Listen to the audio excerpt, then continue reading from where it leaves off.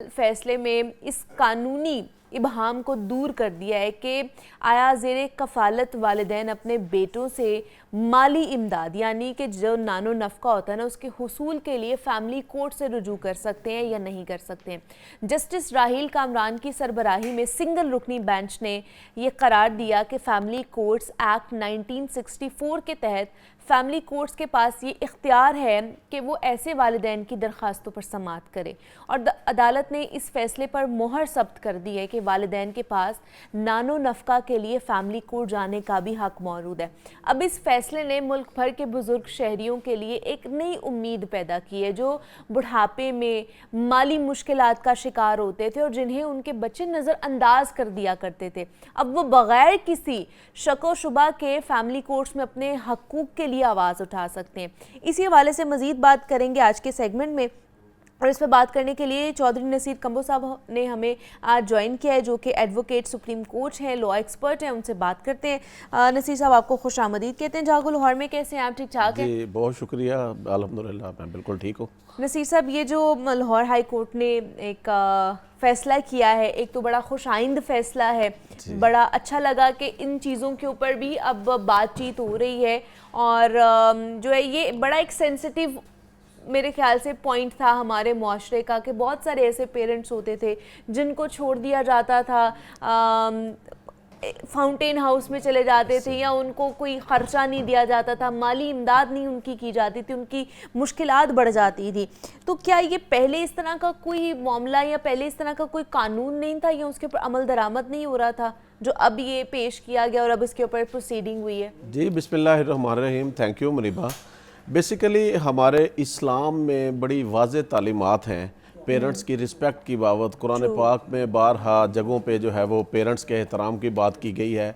यहाँ तक फरमाया गया है कि वालिदैन जब बुढ़ापे में आपको एक या दोनों मैसर हों तो इनकी रिस्पेक्ट करो, इनकी इज़्ज़त करो और इनका एहतराम करके जन्नत कमाओ और इनको उफ़ तक ना कहो। तो लिहाजा इस्लामी तालीमात, पाकिस्तान एक इस्लामी मुल्क है और बहुत कम रेशो ऐसी है कि ये शिकायतें आती हैं, लेकिन ज़्यादा यही ऑब्ज़र्व होता है कि वालिदैन का एहतराम किया जाता है जो भी फाइनेंशियली हालात होते हैं। अब इसी तरह आप देखें कि बहुत सारे मुल्कों में लेजिस्लेशन है। मैं रात देख रहा था बांग्लादेश में लेजिस्लेशन है पेरेंट्स की रिस्पेक्ट, मेंटेनेंस और वेलफेयर की बाबत। इंडिया में भी लेजिस्लेशन है और दुनिया में है। पाकिस्तान में 2021 में एक ऑर्डिनेंस के जरिए कानून बना था, प्रोटेक्शन ऑफ पेरेंट ऑर्डिनेंस 2021। क्योंकि ये ऑर्डिनेंस जो होता है इसकी उम्र 3 माह होती है या 120 दिन होती है। अगर ये पार्लियामेंट में या असेंबली में पेश होकर कानून ना बने तो ये ख़त्म हो जाता है। तो वो 2021 में 90 दिन के बाद ये ख़त्म हो गया। उसमें भी वालिदैन के एहतराम की बाबत था कि वालिदैन को घर से ज़बरदस्ती नहीं निकाला जा सकता। अगर वालिदैन के घर में बच्चे हैं, बालग हैं और वालिदैन को पूछते नहीं हैं, घर नहीं आते या वालिदैन को तंग करते हैं तो वालिदैन उनकी एविक्शन के लिए भी डीसी के पास जा सकते हैं। लेकिन अनफॉर्चुनेटली वो कानून कंटिन्यू नहीं हुआ। हमारे मुल्क में ज़रूरत है पेरेंट्स की रिस्पेक्ट की, उनकी वेलफेयर की और उनके मेंटेनेंस के लिए अलहदा से कानून बनाने की। बेसिकली तो ये किस तरह अब बेसिकली हुआ ये था कि देखें हमारे यहाँ फैमिली कोर्ट एक्ट है, West Pakistan family court act 1964 और इसी तरह मुस्लिम फैमिली लॉ ऑर्डिनेंस है 1961, उसका सेक्शन 9 मेंटेनेंस की बात करता है। अच्छा, और West Pakistan family court act का 1964 का सेक्शन 5 जो है ना उसका शेड्यूल 1 में वो केसेस बताए गए हैं जो फैमिली कोर्ट में केसेस दायर किए जा सकते हैं। उसमें से वन ऑफ देम जो है वो मेंटेनेंस का है। और ये जो फैमिली कोर्ट एक्ट है ना इसमें 3 तरह के मामला देखे जाते हैं, मैरिज से मुतल्लिका और उसके बाद जो है वो फैमिली के रिलेटेड अफेयर्स या देगर फैमिली से मुतल्लिका मामला देखे जाते हैं। तो अब ये एक केस दायर हुआ था मॉडल टाउन कोर्ट्स में इधर लाहौर में कि रिफ़तुन निसा नाम की खातून है, वालदा है, जो कि अपने 4 अज़हर इजाज़ ख्वाजा वगैरह के ख़िलाफ़ उसने ये पिटीशन दायर की मेंटेनेंस की कि मेरे बेटे जो है मसलन मैं एजड हूँ और दूसरा मेरे पास सोर्सेज नहीं है, मैं डिपेंडेंट हूँ, तो मेरे ये बच्चे जो है वो मुझे मेंटेन नहीं करते, मुझे इनसे मेंटेनेंस लेके दिया जाए।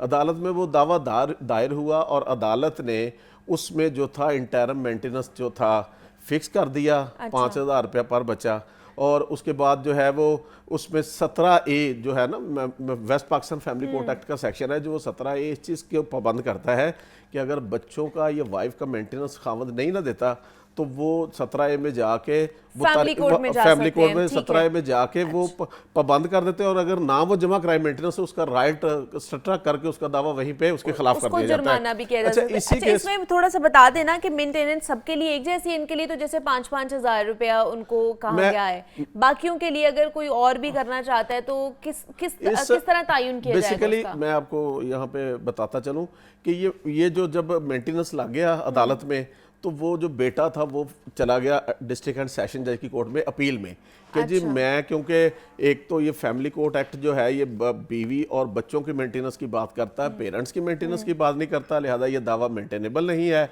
और दूसरा जो 17A में ऑर्डर किया है कि जी पीनल कॉन्सिक्वेंसेस के आपका दावा जो है वो आपके खिलाफ कर दिया, एक्सपार्टी कर दिया है, या आप इतनी तारीख तक खर्चा जमा करवाएं, ये फैमिली कोर्ट की डोमेन नहीं है। तो वहाँ पे फिर अदालत ने 2-3 सवाल फार्मूलेट किए हैं। पहला सवाल ये था कि क्या मेंटेनेंस जो है, पेरेंट्स का मेंटेनेंस जो है वो अदालत में पेरेंट्स जो है वो क्या क्लेम कर सकते हैं। दूसरा सवाल ये था कि इसमें क्या जो इस्लामी पॉइंट ऑफ व्यू है वो क्या है, और तीसरी मोरालिटी की बात की गई थी। तो अब इसमें फिर अदालत ने उसमें एक वकील साहब है उनको एज अ कोर्ट मुआवन भी मुकर्रर किया, और उससे भी जो है वो असिस्टेंस या लीग के वो इसमें वो कोर्ट को जो है वो असिस्ट करे।